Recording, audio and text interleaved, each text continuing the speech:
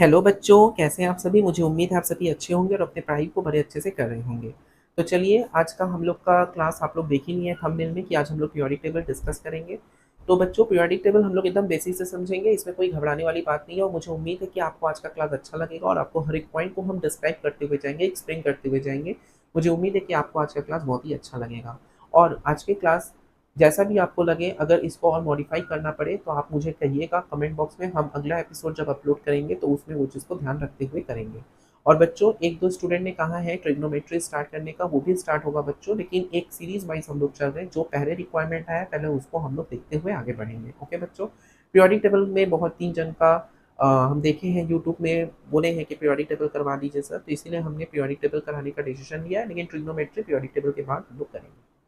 Okay. तो चलिए बच्चों, बिना टाइम वेस्ट किए शुरू करते हैं आज का क्लास। और आज का क्लास बहुत ज़्यादा इंटरेस्टिंग होने वाला है क्योंकि हम एकदम बेसिक से कर रहे हैं। तो वीडियो को बिना स्किप किए अच्छे से देखिए। और जो भी बच्चे इस चैनल से अभी न्यू जुड़े हैं, लाइक शेयर और सब्सक्राइब कीजिए। और भी बच्चे को इस चैनल से जुड़िए, तो भरपूर लाभ उठाइए। और भी अपने फ्रेंड्स को, अपने फैमिली मेम्बर, जो भी क्लास में पढ़ रहे हो, 10 में पढ़ रहे हो, बेसिकली पीरियोडिक टेबल 10 में है, लेकिन सीबीएसई, आईसीएसई या स्टेट बोर्ड, कोई भी बोर्ड में पढ़ रहे हो, क्लास 10 के स्टूडेंट, उनको जोड़िए इस चैनल से, जिससे हम उनका हेल्प कर सकें और भरपूर लाभ उठा सकें। तो चलिए, बिना समय वेस्ट किए शुरू करते हैं आज का क्लास। आज का क्लास जो है एकदम बिना स्किप किए देखिएगा, और हो सके तो साथ में पेन कॉपी भी लेकर बैठिए, क्योंकि हम एक एक पॉइंट्स दिखाते हुए जाएंगे। तो बेटर होगा कि वो पॉइंट्स आप लोग कॉपी में लिखेंगे। तो क्या होगा कि आपको किताब में उतना जो पैराग्राफ करके दिया रहता है उतना पढ़ने का जरूरत नहीं होगा। ओके। तो चलिए शुरू करते हैं आज का क्लास बिना टाइम वेस्ट किए। देखो मैं फोटो कैमोना से।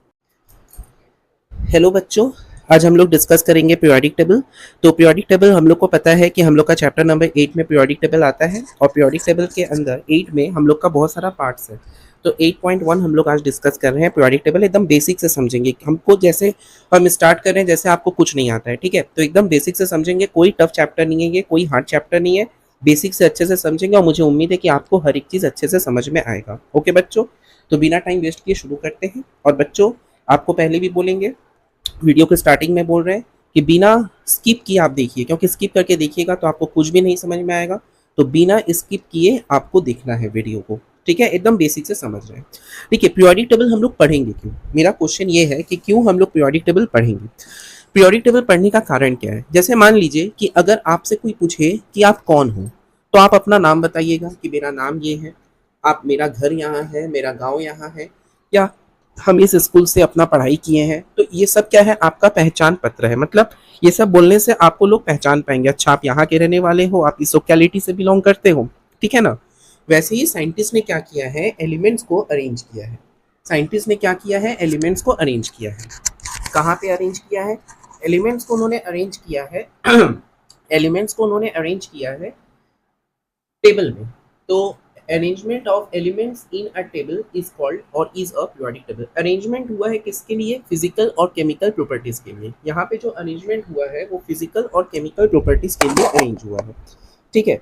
तो फिजिकल एंड केमिकल प्रॉपर्टीज को देखते हुए एलिमेंट्स को साइंटिस्ट ने अरेंज किया टेबल में। जैसे कि मान लीजिए कि कोई एक एलिमेंट टेबल के शुरुआत में है, तो उस टेबल के शुरुआत में होने की वजह से हम उस एलिमेंट के बारे में बहुत कुछ जानकारी प्राप्त कर सकते हैं, क्योंकि वो उस टेबल का फर्स्ट कॉलम या फर्स्ट रो में है। तो वैसे ही यहाँ पे साइंटिस्ट ने अरेंज किया है उसके फिजिकल और केमिकल प्रॉपर्टीज को देख रेख करते हुए। उसी को हम लोग क्या बोलेंगे? पीरियोडिक टेबल बोलेंगे। तो पीरियोडिक टेबल का मतलब समझ में आया? कोई भी एलिमेंट्स को जो अरेंज किया गया है टेबल के अंदर, उसी को हम लोग पीरियोडिक टेबल बोलेंगे बच्चों। क्लियर? अब हम लोग का क्या है? अरेंजमेंट किस बेसिस के ऊपर हुआ? अगर आपसे क्वेश्चन पूछेगा कि किस बेसिस के ऊपर हम लोग एलिमेंट्स को अरेंज किए हैं, फिजिकल एंड केमिकल प्रॉपर्टीज के बेसिस में। फिजिकल मतलब मेटेलिक है कि नॉन मेटल है, केमिकल मतलब उसमें क्या चेंजेस ऑब्जर्व हो रहा है जब वो रिएक्ट कर रहा है। तो ये दोनों प्रॉपर्टीज को ध्यान में रखते हुए साइंटिस्ट ने एलिमेंट्स को अरेंज किया है, जिसको हम लोग पीरियोडिक टेबल बोलते हैं। ठीक है बच्चों, अब हम लोग सबसे पहले डिस्कस करेंगे कि कौन से साइंटिस्ट सबसे पहले इस पीरियोडिक टेबल में आए। सबसे पहले पहला एफर्ट देने के लिए डॉबेनिया साइंटिस्ट आए। ये जर्मन के रहने वाले थे, और ये जब आए थे तब वो 1817 से लेकर 1829 तक इन्होंने काम किया है, ठीक है। ये एक जर्मन साइंटिस्ट है डॉबेनियस, ठीक है। डॉबेनियस ने क्या बताया है? लॉ ऑफ ट्रेड्स के बारे में बताया है। लॉ ऑफ ट्रेड्स जो है, ट्रेड्स का मतलब 3 एलिमेंट्स के ऊपर उन्होंने एक लॉ बताया है। और इन्होंने जितना भी नियम बताया है वो सब एटॉमिक मास के बेसिस के ऊपर कहा है। यहाँ पे कहीं पे भी एटॉमिक नंबर नहीं है, सब एटॉमिक मास के बेसिस के ऊपर इसमें कहा गया है। ओके बच्चों, तो डॉबिनिया ने लॉ ऑफ ट्रेड्स दिया है और ट्रेड्स का मतलब होता है 3 एलिमेंट्स। ओके और यहाँ पर एटॉमिक मास के बेसिस के ऊपर इन्होंने बताया है।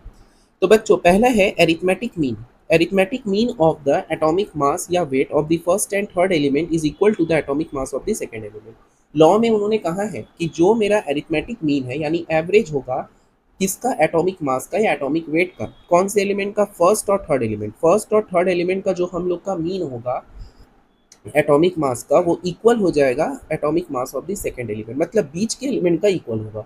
मतलब मान लीजिए मेरे पास 3 एलिमेंट है तो पहला और तीसरा का एटॉमिक मास का अगर हम एवरेज निकालेंगे या मीन निकालेंगे तो बीच वाले एलिमेंट का एटॉमिक मास के साथ वो इक्वल हो जाएगा बच्चों। क्लियर? तो जैसे कि और यहाँ पे भी इन्होंने जो बताया है प्रॉपर्टीज के बेसिस के ऊपर बताया है कि ये प्रॉपर्टी में ये एलिमेंट है। एग्जाम्पल के तौर पर देखिए हमने यहाँ पे 3 एग्जाम्पल उठाया है और मुझे उम्मीद है कि ये तीनों एग्जाम्पल हम आप लोगों को अच्छे से समझा पाएंगे। पहला है लिथियम और पोटेशियम। लिथियम जानते हैं इसका एटॉमिक मास 7 है, पोटेशियम का एटॉमिक मास 39 है। अगर इस दोनों को ऐड करें, देखिए यहाँ पे हम ऐड करके दिखाएं, इस दोनों को अगर ऐड डिवाइड बाई 2 करेंगे तो 46/2 यानी 23। तो हम लोग का ये जो 23 है वो सोडियम का एटॉमिक मास आ गया। तो ये प्रूफ हुआ क्या कि डोबेनियस का जो नियम था फर्स्ट और थर्ड का जो एटॉमिक मास होगा उसका जब हम लोग मीन निकालेंगे तो बीच वाले एलिमेंट का एटॉमिक मास के साथ इक्वल हो जाएगा। सेम चीज़ अगर हम कैल्शियम बेरियम को अगर हम ऐड करें, इसका एटॉमिक मास जो कि 40 और 137 है, इसको अगर हम डिवाइड बाई 2 करेंगे तो 88.5 आएगा जो स्ट्रॉन्टियम 88 के आसपास है। तो ये हम लोग का भी एक ट्रिपलेट हुआ। थर्ड है हम लोग का क्या, थर्ड अगर हम बोले तो क्लोरीन ब्रोमीन और आयोडीन के ऊपर है। क्लोरीन ब्रोमीन आयोडीन, क्लोरीन का एटॉमिक मास है 35.5, ब्रोमीन का 80 है और आयोडीन का 127 है। इस दोनों को अगर हम ऐड करें 127 प्लस 35.5 डिवाइडेड बाई 2, इसको अगर हम कैलकुलेट करें तो यहाँ से हम लोग का कितना आ जा रहा है, यहाँ से हम लोग का 80 आ जा रहा है जो कि हम लोग का ब्रोमीन के साथ ऑलमोस्ट सेम है। क्योंकि 81.25 आना मतलब 80 लगभग करीबी है, बहुत ही आसान है, मतलब आसपास है, नज़दीक है। तो ये सभी हम लोग का क्या हुआ है, प्रॉपर्टीज के बेसिस के ऊपर हुआ है, ये प्रॉपर्टीज के बेसिस के ऊपर हुआ है जिसके वजह से, और ये सभी देखिए लिथियम सोडियम पोटेशियम तीनों मेटल है, कैल्शियम स्ट्रॉन्टियम बेरियम ये भी हम लोग का मेटल है, और ये क्लोरीन ब्रोमीन आयोडीन ये हेलोजेंस है। आप लोग पढ़िएगा हेलोजेंस क्या होता है। तो मतलब ये सभी एक ही ग्रुप में बिलोंग करते हैं। आया बात बच्चों समझ में? तो इनो तो डोबिनियस का यही था इसको हम लोग लॉ ऑफ ट्रेड्स बोलते हैं या ट्रिपलेट्स बोलते हैं क्योंकि 3 एलिमेंट्स के ऊपर इन्होंने काम किया है। आया बात बच्चों समझ में? क्लियर हुआ यहाँ तक? अगर यहाँ तक किसी को कोई डाउट कोई क्वेरीज हो तो आप कमेंट बॉक्स में मैसेज कर सकते हैं, हम पूरा आप लोगों को हेल्प करने का पूरा कोशिश करेंगे बच्चों। क्लियर? यहाँ तक समझ में आया? ठीक है बच्चों, तो मुझे अब उम्मीद है कि आप लोगों को पूरा फ्रेश दिखाई दे रहा होगा, आप लोगों को स्क्रीन में कोई प्रॉब्लम नहीं हो रहा होगा। देखिए मेरा फेस आए या ना आए, मेरा आवाज़ ही ये प्रेजेंस मेरा बताता है, बस आपको मेरा आवाज़ क्लियर आ रहा है, आपको लिखा हुआ चीज़ साफ साफ दिख रहा है, हम आपको समझा पा रहे हैं, that is enough for me. Okay, आया बात समझ में बच्चों? यहाँ तक क्लियर हुआ? कोई डाउट कोई क्वेरीज यदि है तो आप लोग बेझिझक पूछ सकते हैं मुझसे। ओके ओके बच्चों, अब हम लोग डिस्कस करेंगे लिमिटेशन के बारे में। Limitation of limitation of limitations of Dobereiner law of triads. Okay, तो हम खाली लॉ ऑफ ट्रेड्स लिखेंगे, लॉ ऑफ ट्रेड्स। लिमिटेशन में क्या क्या आएगा, लिमिटेशन को हम लोग क्या बोलते हैं बच्चों, लिमिटेशन को हम लोग बोलते हैं ड्रॉबैक्स। ठीक है, अगर आपके एग्जाम में ड्रॉबैक्स आए या तो डीमेरिट्स आए, डीमेरिट्स ये दोनों का मतलब हम लोग का सेम होता है। ओके बच्चों, तो यहाँ पे लिमिटेशंस ऑफ डोबेनियस ट्रेड्स या ड्रॉबैक्स या डीमेरिट्स तीनों का मतलब एक ही होता है। तो यहाँ पे लिमिटेशन में सबसे पहला लिमिटेशन ये है बच्चों कि हमने देखा क्या कि डोबेनियस में तो ऑलरेडी बता दिया कि तीनों एलिमेंट का जो पहला और थर्ड एलिमेंट का जो एटॉमिक मास का जो एवरेज होगा वो बीच वाले एलिमेंट के साथ सेम होगा, ये तो उन्होंने बताया ही है। लेकिन ये चीज the law of triads is not applicable for all the element. Law of triads जो था नॉट एप्लीकेबल, ये सब एलिमेंट्स के लिए लागू नहीं हो पाया। Not applicable for all the elements या for all the non elements. ठीक है, हर एक नॉन एलिमेंट्स में इस लॉ ऑफ ट्रेड्स को एप्लीकेबल नहीं किया गया। Not applicable for all non elements, और नॉन एलिमेंट्स मतलब हुआ क्या कि हम लोग कुछ ही एलिमेंट्स के ऊपर देख पाए कि ये लॉ ऑफ ट्रेड्स लागू हो रहा है, लेकिन हर एक एलिमेंट के ऊपर ये हो पाना ये मुश्किल था, इसीलिए यहाँ पे ये चीज़ हम लोग ये ड्रॉबैक्स में हम लोग को देखने को मिला। ओके बच्चों, सेकेंड पॉइंट जो हम लोग का यहाँ पे होगा लॉ ऑफ ट्रेड्स में, जो हम लोग का सेकेंड है कि ये लॉ जो है, ये हम लोग का लॉ जो है लॉ ऑफ ट्रेड्स फेल, ये फेल कर गया, लॉ ऑफ ट्रेड फेल हो गया जो एलिमेंट्स का बहुत ही ज़्यादा मास है या जो एलिमेंट्स का बहुत ही कम मास है, मतलब हायर मास और लोअर मास वाले एलिमेंट में भी ये लॉ हम लोग का फेल हो जाता है। Fails on higher higher and lower mass of the element, higher and lower mass of elements. तो ये हम लोगों का क्या है कि एलिमेंट जो है ये हम लोग का क्या हो गया, ये हम लोग का फेल कर गया, क्योंकि बहुत ही हायर मास के एलिमेंट्स में भी ये लागू नहीं हो पाया, बहुत ही lower mass of the element के ऊपर भी ये लागू नहीं हो पाया। ठीक है। और थर्ड पॉइंट में जो हम लोग देखेंगे बेसिकली, देखिए यही दो पॉइंट हम लोग का ज़्यादा डिमेरिट्स में पूछता है। थर्ड पॉइंट में जो हम लोग को ज़्यादातर देखना है कि इसका जो एटॉमिक मास था जो टेक्निक का, उसको इम्प्रूव किया गया। क्या बोला गया? Technique to measure technique to measure technique to measure the of atomic mass technique to measure of atomic mass measure करने का जो टेक्निक है has been significantly improved. Significantly क्या हो गया? इम्प्रूव हो गया। मतलब जो टेक्निक है एटॉमिक मास को मेजर करने के लिए वो भी धीरे धीरे क्या हो गया? इम्प्रूव हुआ, और जिसके वजह से लॉ जो हो गया फेल हो गया, जिसके वजह से लॉ ऑफ ट्रेड्स क्या हो गया? फेल्स हो गया। मतलब क्या हो गया यहाँ पे हम लोग ये क्या बोल सकते हैं? तो यहाँ से ये क्लियर हो गया कि हम लोग का जो ड्रॉबैक्स है, ये 3 ड्रॉबैक्स बहुत ही इंपॉर्टेंट है और आपसे एग्जाम में पूछता भी है बच्चों कि write down the limitation of Dobereiner triad. तो पहले में हम लोग क्या बताएं? Law of triads not applicable for all known elements. हर एक नोन एलिमेंट्स के ऊपर लॉ ऑफ ट्रेड्स एप्लीकेबल नहीं हो पाया। कुछ ही एलिमेंट्स के ऊपर हम लोग का लॉ ऑफ ट्रेड्स लागू हुआ, बाकी हर एक एलिमेंट्स के ऊपर लागू नहीं हो पाया। दूसरा, लॉ ऑफ ट्रेड्स फेल हो गया on higher and lower mass of the elements. जो एलिमेंट्स बहुत ही हायर मास का है, जैसे मान लीजिए अगर हम कहें बहुत ही higher mass of the element, जैसे यूरेनियम हुआ, फिर आपका और भी हेवी एलिमेंट्स हुआ, उस समय लॉ ऑफ ट्रेड्स हम लोग का सक्सेस नहीं हो पाया। और जो बहुत ही कम मास ऑफ द एलिमेंट है, जो बहुत ही कम मास का है, जैसे हाइड्रोजन वगैरह हुआ, इसमें भी लॉ ऑफ ट्रेड्स एप्लीकेबल नहीं हुआ। और ये टेक्निक जो होता है इनका एटॉमिक मास करने का, उसको इम्प्रूव किया गया, और इम्प्रूव करने के बाद इनका जो नियम था लॉ ऑफ ट्रेड्स का वो फेल हो गया। तो ये हम लोग का डिमेरिट्स में आता है बच्चों। यहाँ तक क्लियर है? यहाँ तक कोई डाउट्स, कोई क्वेरीज या किसी प्रकार का कोई दिक्कत यदि हो तो आप लोग बेझिझक मुझसे पूछ सकते हैं, कोई ऐसा दिक्कत बात नहीं है। बस आप लोगों को व्हाट्सएप में भी व्हाट्सएप नंबर दिया गया है, उसमें भी चैट करके आप मुझसे कांटेक्ट कर सकते हैं। बाय चैटिंग कॉल नहीं करना है बच्चों। और कमेंट बॉक्स में भी आप यूट्यूब में बोल सकते हैं कि मेरा को समझ में आया कि नहीं। कोई दिक्कत अगर हो, कोई भी अगर प्रॉब्लम है तो आप बेझिझक पूछ सकते हैं। ओके। अब हम लोग पढ़ेंगे क्या? Law of octaves. Law of Octave law of Octave क्या है बच्चों? अब ये हम लोग को समझना है। Law of Octave, law of Octave किसको बोलते हैं? ये लॉ ऑफ ऑक्टेव जो थे ये कौन दिए थे? ये न्यूलैंड साइंटिस्ट ने दिए थे। कौन दिए थे? न्यूलैंड साइंटिस्ट ने। और न्यूलैंड साइंटिस्ट कब आए थे? न्यूलैंड साइंटिस्ट आए थे 1865 ईयर्स में, इन्होंने आया था। और इनके इस समय पे टोटल 56 एलिमेंट्स प्रेजेंट था। ये सब आपके एग्जाम में पूछ सकता है कि जब न्यूलैंड्स आए थे तब कितना एलिमेंट्स प्रेजेंट था? तब केवल मात्र 56 एलिमेंट प्रेजेंट था। ये न्यूलैंड जो थे ये ब्रिटिशर्स थे। ये क्या थे? ब्रिटिश के रहने वाले थे, इसीलिए इनको ब्रिटिश या ब्रिटिश, इसको हम लोग ब्रिटिशर भी बोल सकते हैं। ठीक है, ये अंग्रेजी थे। इन्होंने लॉ ऑफ ऑक्टेव बताया है। इन्होंने लॉ में क्या बताया है कि एलिमेंट्स को हम लोग अरेंज करेंगे।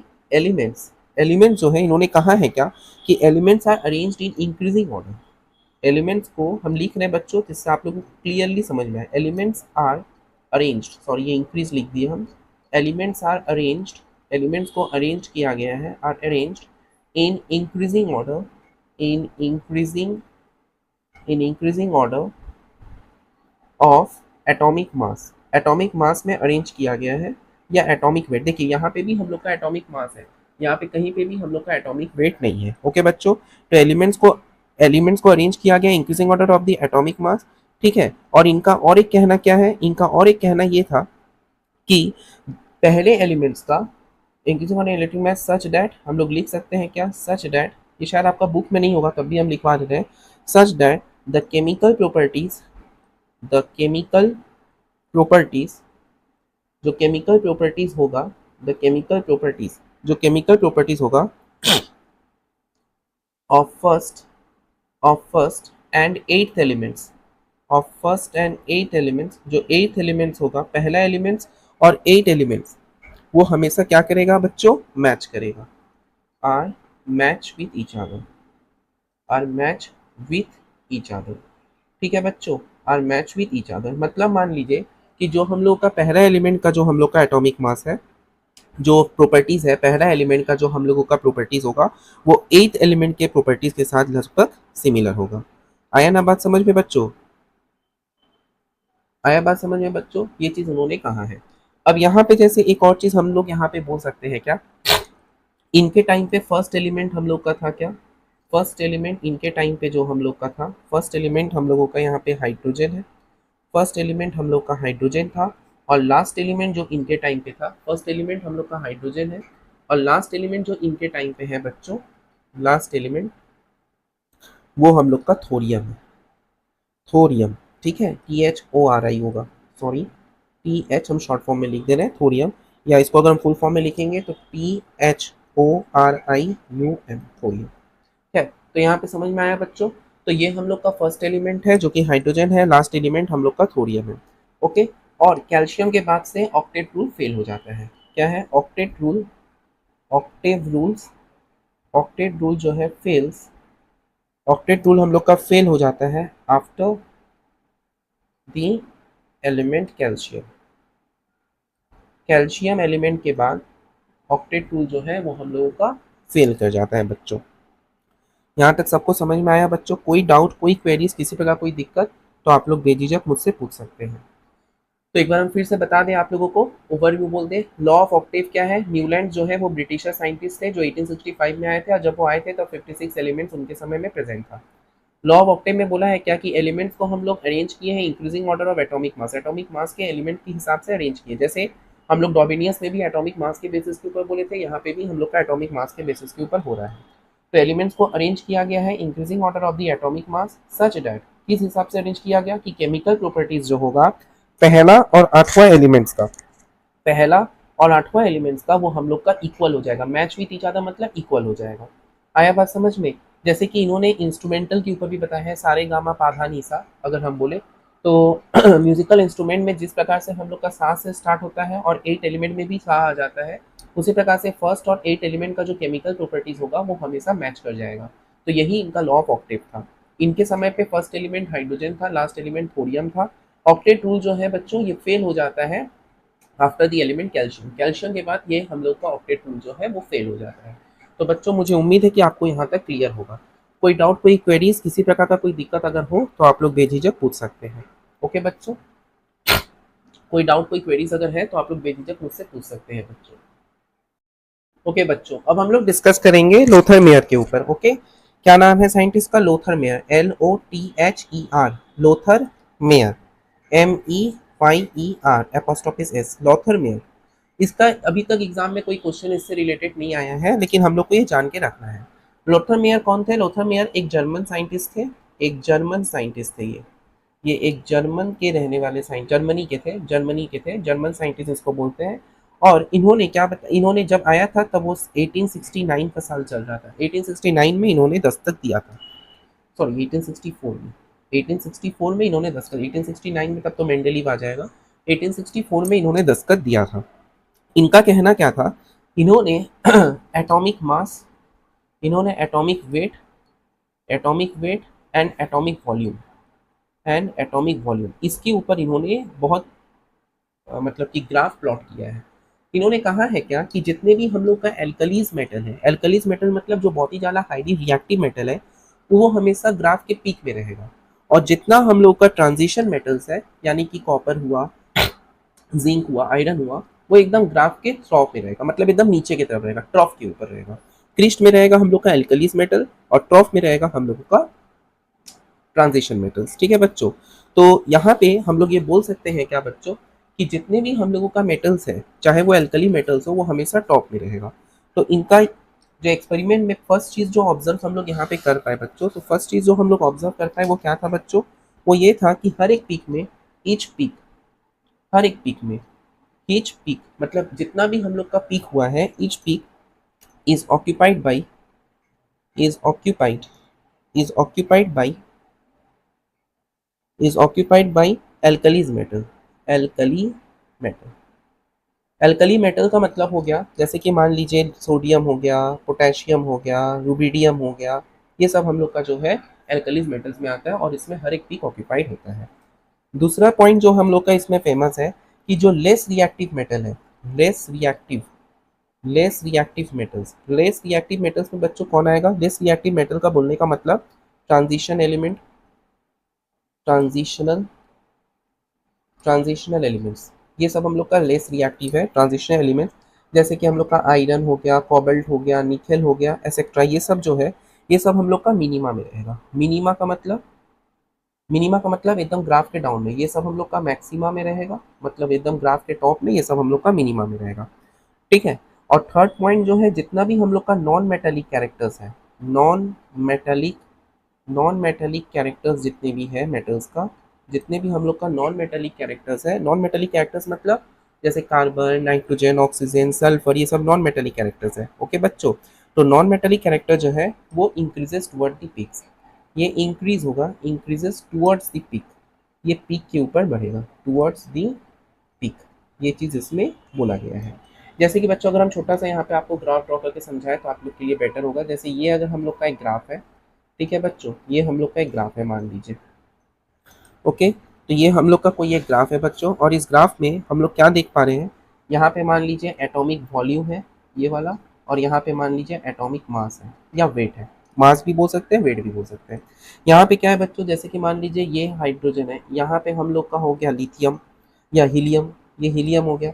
अब जैसे कि यहाँ पे मान के चलिए हम लोग का फिर पीक हुआ, जैसे हम लोग नॉर्मली अगर हम लोग बोले तो फिर नीचे उतरा, फिर नीचे उतरा, ऐसे करके हम लोग का फिर ऐसे नीचे उतरा, फिर ऐसे गया, तो फिर ऐसे उतरा, फिर ऐसे गया, फिर ऐसे गया, फिर ऐसे गया। तो कहने का मतलब ये जितना डाउनवर्ड की तरफ देख रहे हैं ये सभी हम लोग का क्या होगा, ये सभी हम लोग का बच्चों ट्रांजिशन एलिमेंट्स में आएगा। और जैसे हम लोग ऊपर की तरफ बढ़ना शुरू किए, जैसे यहाँ पे अगर कोई मेटल है तो ये सब हम लोग का क्या आएगा, नॉन मेटल्स की तरफ आएगा। और जो पीक की तरफ देख रहे हैं, ये जो पीक आप लोग देख रहे हैं, ये पीक में हम लोग का क्या है, एल्कलीज मेटल्स प्रेजेंट है, यानी सोडियम है, पोटेशियम है, रुबिडियम है, ये सब चीज़ आपको देखने को मिलेगा। ओके बच्चों, तो ये चीज़ आप लोगों को समझ में आया।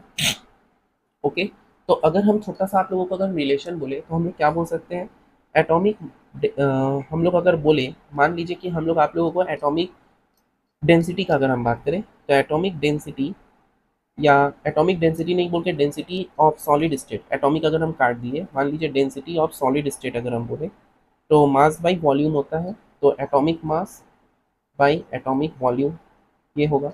तो हम लोग यहाँ पे क्या बोल सकते हैं, हम लोग यहाँ पे बोल सकते हैं कि एटॉमिक मास, एटॉमिक वॉल्यूम जो होगा वो atomic mass by density of solid state, by density of solid state. ठीक है ना बच्चों, तो बस ये चीज़ थोड़ा बहुत आपको ध्यान रखना है, बाकी और कुछ आपको यहाँ पे नहीं जानना है। लोथर मेयर में बस इतना आप ध्यान के रखेंगे, यही आपके लिए काफ़ी है, इससे और डिटेल्स में आपसे नहीं पूछेगा। ओके बच्चों, इससे और डिटेल्स में आपसे नहीं पूछेगा। आया बात समझ में? यहाँ तक सबको क्लियर हुआ? कोई डाउट, कोई क्वेरीज, किसी प्रकार का कोई दिक्कत अगर हो तो आप लोग बेझिझक पूछ सकते हैं। एक बार हम फिर से आपको बता दे रहे हैं, लोथर मेयर जब आए थे, लोथर मेयर एक जर्मन के रहने वाले साइंटिस्ट थे। इन्होंने 1864 से 1869 तक काम किया है। इनका जो काम था वो एटॉमिक वेट और एटॉमिक वॉल्यूम, यानी एटॉमिक मास और एटॉमिक वॉल्यूम के ऊपर इन्होंने काम किया है। इन्होंने ऑब्जर्व किया है कि जब ये ग्राफ प्लॉट कर रहे थे तो जितना भी पीक है, ये सभी पीक में हम लोग का क्या होगा, एल्कलीज मेटल्स होगा। एल्कलीज मेटल मतलब सोडियम, पोटेशियम, रुबिडियम, ये सब हम लोग का मैक्सिमम में होगा। जो हम लोग का नीचे की तरफ आप लोग देख पा रहे हैं डॉटेड, ये सब जो एलिमेंट्स है वो ट्रांजिशन एलिमेंट्स है, जैसे आयरन हुआ, कोबाल्ट हुआ, निकेल हुआ, ये सब हम लोग का है। और लास्टली हम लोग का जितना भी नॉन मेटल्स है ना, जैसे ऊपर की तरफ हम लोग बढ़ रहा है, ये सब नॉन मेटल्स है, जैसे कार्बन, नाइट्रोजन, ऑक्सीजन, ये सब वापस पीक की तरफ जा रहा है। तो इनका यही ऑब्जर्वेंस था। और इन्होंने बताया क्या कि डेंसिटी हम लोग जानते हैं क्या, मास बाई वॉल्यूम, तो atomic mass by atomic volume, तो एटॉमिक वॉल्यूम हम लोग का क्या होगा, atomic mass by density of solid state. Clear, समझ में आया बच्चों? यहाँ तक, यहाँ तक किसी को कोई दिक्कत, कोई क्वेरीज या किसी प्रकार का कोई डाउट यदि हो तो आप लोग बेझिझक पूछ सकते हैं मुझसे। ओके बच्चों, कोई डाउट, कोई क्वेरीज यदि किसी प्रकार का भी हो तो आप लोग बेझिझक मुझसे पूछ सकते हैं, ऐसा कोई डाउट यहाँ पे नहीं है। ठीक है, आप हमसे कमेंट बॉक्स में भी मैसेज करके पूछ सकते हैं यूट्यूब का, आप मुझसे व्हाट्सएप चैट भी कर सकते हैं। ओके बच्चों, तो यहाँ तक मुझे उम्मीद है कि आप लोगों को क्लियर है। ओके, क्लियर हुआ यहाँ तक बच्चों? ओके, अब हम लोग डिस्कस करेंगे मेंडलीव के ऊपर। ओके, तो अब हम लोग शुरुआत कर रहे हैं मेंडलीव पीरियोडिक टेबल। और मेंडलीव पीरियोडिक टेबल जो है हमारा पीरियोडिक टेबल में सबसे इंपॉर्टेंट रोल प्ले करता है, क्योंकि इसी से हम लोग का क्वेश्चन जरूर बनेगा। ओके बच्चों, तो मेंडलीव पीरियोडिक टेबल हम लोग अब शुरू करते हैं। Okay, Mendeleev Mendeleev periodic table. Mendeleev periodic table हम लोग का है क्या? देखिए, मेंडलीव जो है वो 1869 पे आए थे। 1869 में आए थे और उस समय जो टोटल एलिमेंट्स था वो 63 एलिमेंट्स प्रेजेंट था। 63 एलिमेंट्स उस समय प्रेजेंट था जब मेंडलीव आए थे। ओके बच्चों, जब मेंडलीव आए थे तो 63 एलिमेंट्स प्रेजेंट था। और मेंडलीव जो है, मेंडलीव को कहा जाता है क्या? मेंडलीव को कहा जाता है, मेंडलीव को कहा जाता है क्या? Father of periodic table. Father of periodic table, इनको फादर बोला क्योंकि इन्होंने ही ये पीरियोडिक टेबल का बनाया था। ठीक है बच्चों, तो father of periodic table, Mendeleev को फादर ऑफ पीरियोडिक टेबल बोला गया है। ओके बच्चों, जर्मन जनरल एक हम लोग का पेपर था, जर्मन जनरल 1872 में पब्लिश हुआ था। ओके, इसी में मेंडलीव पीरियोडिक टेबल का एकदम सही रूप से, मतलब हम लोग बोल सकते हैं कि ऑफिशियल रूप से हम लोग स्टार्ट किए थे। ओके बच्चों, तो मेंडल के समय में फर्स्ट एलिमेंट हम लोग का क्या था? फर्स्ट एलिमेंट मेंडल के समय पे था, फर्स्ट एलिमेंट जो मेंडल के समय पे था वो हम लोग का हाइड्रोजन था। हाइड्रोजन था बच्चों। और जो लास्ट एलिमेंट था मेंडल के समय पे, लास्ट एलिमेंट जो हम लोग का मेंडल के समय पे था, मेंडल के समय पे जो लास्ट एलिमेंट था वो हम लोग का यूरेनियम था। यूरेनियम, मतलब ये H है और ये U है। ये हम लोग का मेंडल के समय पे था। ओके बच्चों, तो ये हम लोग को थोड़ा बहुत जानकारी याद रखना होगा आप लोगों को कि मेंडलीव जब आए थे, मेंडलीव पीरियोडिक टेबल जब मेंडलीव आए थे 1869 पे आए थे। और मेंडलीव को हम लोग फादर ऑफ पीरियोडिक टेबल भी बोलते हैं। जब मेंडलीव आए थे तब 63 एलिमेंट्स था। जर्मन जनरल पेपर में 1872 में ये पब्लिश हुआ था, तब से हम लोग मेंडलीव पीरियोडिक टेबल के नाम से जानते हैं। मेंडल जब आए थे तब फर्स्ट एलिमेंट हाइड्रोजन हुआ करता था और लास्ट एलिमेंट यूरेनियम हुआ करता था। अब हम लोग आगे बढ़ेंगे बच्चों, ठीक है? ओके बच्चों, अब हम लोग डिस्कस करेंगे पीरियोडिक लॉ। ओके, तो पीरियोडिक लॉ हम लोग का क्या होता है, चलिए अब हम लोग वो डिस्कस करते हैं। क्या है periodic law? Periodic law, Mendeleev का पीरियोडिक लॉ, अब हम लोग ये डिस्कस करेंगे। तो पीरियोडिक लॉ हम लोग किसको बोलते हैं बच्चों? पीरियोडिक लॉ बोलते हैं क्या कि जब भी कोई एक एलिमेंट्स को हम लोग अरेंज करते हैं तो उसके केमिकल प्रॉपर्टीज या फिजिकल प्रॉपर्टीज को देखरेख करते हुए करते हैं बच्चों। ठीक है, देखरेख करते हुए करते हैं। तो the chemical properties, the chemical properties, जो केमिकल प्रॉपर्टीज या फिजिकल प्रॉपर्टीज, मतलब प्रॉपर्टीज ही अगर लिखने से हुआ और कुछ नहीं, ऑफ एनी एलिमेंट, कोई भी एक एलिमेंट का, ऑफ एनी एलिमेंट, कोई भी एक एलिमेंट का जो हम लोग का केमिकल प्रॉपर्टीज होगा, आर दी पीरियोडिक फंक्शन, ये हम लोग का पीरियोडिक फंक्शन होगा, are the periodic function, are the periodic function to their क्या होगा बच्चों? एटॉमिक मास होगा, टू देयर एटॉमिक मास। ये ध्यान रखिएगा, यहाँ पे अभी भी हम आप लोगों को कह दे रहे हैं कि यहाँ पे हम लोग का एटॉमिक नंबर नहीं है। ये चीज़ ध्यान रखिएगा बच्चों, यहाँ पे अभी भी हम आप लोगों को कह दे रहे हैं कि यहाँ पे हम लोग का एटॉमिक नंबर नहीं है, एटॉमिक मास है। तो यहाँ पे हम लोगों ने क्या कहा कि जो केमिकल प्रॉपर्टीज या कोई भी प्रॉपर्टीज जो होगा एलिमेंट्स का, वो पीरियोडिक फंक्शन में होना चाहिए टू देयर एटॉमिक मास, उसके एटॉमिक मास के रेस्पेक्ट में। ठीक है बच्चों, उसको हम लोग बोलेंगे क्या? उसको हम लोग बोलेंगे पीरियोडिक लॉ। यही हम लोग का मेंडलीव का पीरियोडिक लॉ, अगर आपको मेंडलीव का पूछेगा तो, क्योंकि सबका पीरियोडिक लॉ अलग है। यहाँ पे एटॉमिक मास होना चाहिए और पीरियोडिक फंक्शन के बेसिस के ऊपर chemical properties of the element जो है, कोई भी एलिमेंट का, उसको अरेंज किया गया है to the periodic function of their atomic mass, मतलब जो पीरियोडिक फंक्शन होगा उसके एटॉमिक मास के रेस्पेक्ट में होगा। ओके बच्चों, समझ में आया?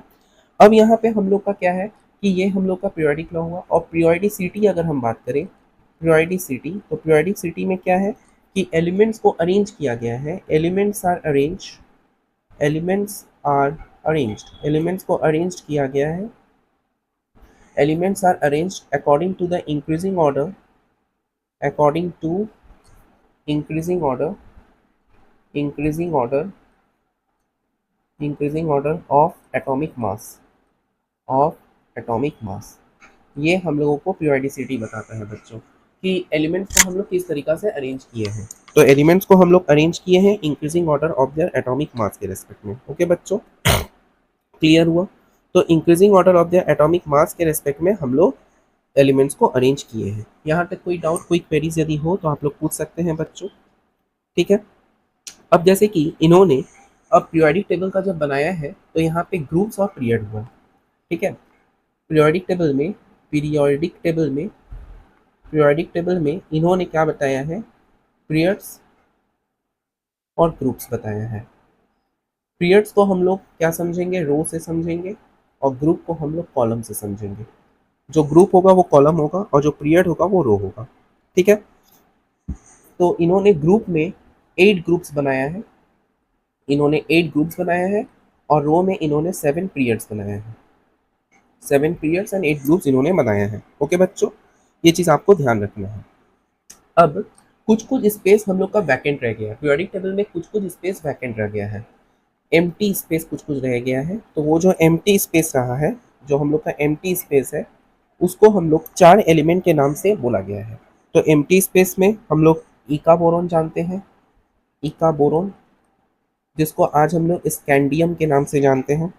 फिर है ईका सिलिकॉन, ये आपका मेरिट्स में भी पढ़ सकता है। ईका सिलिकॉन ये हम लोग जानते हैं जर्मेनियम के हिसाब से। फिर हम लोग बोलेंगे ईका एल्यूमिनियम, ईका एल्यूमिनियम ये हम लोग गैलियम के नाम से जानते हैं, जिसको Ga बोला गया है। और फिर है ईका मैग्नीज, ईका मैग्नीज जिसको हम लोग Mn बोल रहे हैं, इसको हम लोग जानेंगे किस हिसाब से, टेलिनियम या टेंटिसियम या टीसी के नाम से हम लोग जानते हैं। ओके, तो हम लोग का क्या है, टेक्टिनियम। तो ईका मैग्नीज का ये चीज़ बोला गया है। ओके बच्चों, यहाँ तक आपको क्लियर हुआ? और सॉरी, तो यहाँ तक आपको क्लियर हुआ, मुझे उम्मीद है कि यहाँ तक आप लोगों को समझ में आया होगा। ओके बच्चों, तो ये हम लोग का मेंडलीव का हुआ है। अब हम लोग इसके बाद डिस्कस करेंगे मेरिट्स और डीमेरिट्स के बारे में, और फिर उसके बारे में पढ़ेंगे प्रॉपर्टीज के बारे में। तो एक बार हम आप लोगों को फिर से एक बार थोड़ा सा बता देंगे। पीरियोडिक लॉ मतलब the chemical properties of any element जो है are the periodic function of their atomic mass. Mendeleev में पीरियोडिसिटी, ये मेंडलीव का लॉ है। पीरियोडिसिटी का मतलब एलिमेंट्स को अरेंज किया गया according to the increasing order of the atomic mass. Periodic table में पीरियड है और ग्रुप है। पीरियड में हम लोग का रो बोलते हैं, ग्रुप को कॉलम। पीरियड में 7 पीरियड, ग्रुप में 8 ग्रुप्स है। एम्प्टी स्पेस में ईका बोरोन जिसको स्कैंडियम बोला गया, ईका सिलिकॉन जिसको जर्मेनियम बोला गया, ईका एल्यूमिनियम जिसको गैलियम बोला गया, और ईका मैग्नीज को हम लोग टेक्टिनियम या पीसी नाम से जानते हैं। आया बात समझ में? तो यहाँ तक मुझे उम्मीद है कि आप लोगों को क्लियर होगा। तो मिलते हैं बच्चों अगले एपिसोड में। इसके बाद हम लोग डिस्कस करेंगे इसका मेरिट्स, डीमेरिट्स, और फिर हम लोग मॉडर्न पीरियोडिक टेबल के अंदर में एंट्री करेंगे। और बच्चों, अगर आप लोगों को क्लास अच्छा लग रहा है तो एक लाइक, शेयर और सब्सक्राइब कीजिए, जिससे और भी बच्चे इस चैनल से जुड़ सके एवं भरपूर लाभ उठा सके और अपने पढ़ाई को और अच्छे से बेहतरीन पढ़ सकें। ओके, हम आप लोगों के लिए ऑलवेज है। आप लोग का कोई भी डाउट, कोई भी क्वेरीज होगा, हम जरूर पूरा करेंगे बच्चों। और कोशिश करेंगे कि जो प्रीवियस ईयर का पेपर्स है बच्चों, उसको भी अच्छे से सॉल्व करने का, चाहे वो CBSE हो, ICSE हो, जो भी बोर्ड का हो, उसको हम लोग पूरा कोशिश करेंगे सॉल्व आउट करने का। ओके बच्चों, मिलते हैं अगले एपिसोड में। तब तक आप स्वस्थ रहिए, अच्छे से रहिए, पढ़ाई कीजिए और अपना ध्यान रखिए, अपने फैमिली का ध्यान रखिए, और अपने लाइफ में सक्सेस कीजिए, अपने एम को अचीव कीजिए। Thank you very much. बच्चों, मुझे उम्मीद है कि आपको आज का क्लास अच्छा लगा होगा, और आपके लिए हम जो जो पॉइंट लिखे हैं उसके लिए आपको बहुत ज़्यादा यूज़फुल होगा। आप लोग उम्मीद करते हैं कि आप लोग कॉपी में लिखे होंगे हर एक पॉइंट जो हमने लिखा है कॉपी में। और कोई भी डाउट, कोई भी क्वेरीज अगर आपको हो तो कमेंट बॉक्स में आप लोग मैसेज कीजिए, जिससे हम आप लोगों का हर एक डाउट को क्लियर कर सकें, आप लोगों का हेल्प कर सकें। तो मिलते हैं अगले एपिसोड में एक नए एपिसोड में और भी नए टॉपिक के साथ पीरियोडिक टेबल का। तो तब तक के लिए आप लोग अच्छे रहिए, स्वस्थ रहिए, अपने पढ़ाई को अच्छे कीजिए और अपने लाइफ में सक्सेस होइए। Thank you very much keep watching our YouTube channel. और एक बार, कोई भी नई स्टूडेंट अगर है तो लाइक, शेयर और सब्सक्राइब कीजिए, और भी इस चैनल से जुड़िए और भरपूर लाभ उठाइए।